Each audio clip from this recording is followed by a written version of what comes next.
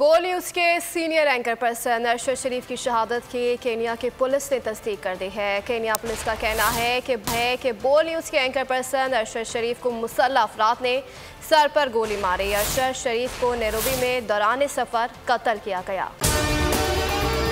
अगर आपको हमारी ये वीडियो पसंद आई है तो लाइक पर क्लिक कीजिए। एक बार फिर नंबर 1 बोल न्यूज ने एक बार फिर सारे रिकॉर्ड तोड़ दिए। 8 दिन के अंदर अंदर लॉन्ग मार्च का ऐलान हो जाएगा। इलेक्शन पे तवज्जो करते और इसके बाद जो है हम इसको निपटेंगे। बोल का प्रोग्राम नेशनल डिबेट 11 बजे की स्लॉट में सबसे ज्यादा देखा गया। बंद गली में तो नहीं फंस गया है कि फाइनल कॉल की अनाउंसमेंट ही नहीं होके दे रही। वो बंद गली पहुंचते पहुंचते वजीर आज़म की कुर्सी तक पहुंच गए। 68% सार्फिन ने सिर्फ बोल देखने का इंतखाब किया क्योंकि बोल है नंबर 1।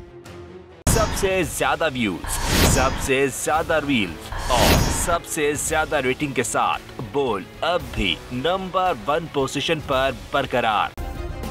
सब्सक्राइब करें और बेल दबाएं ताकि कोई खबर रह न जाए।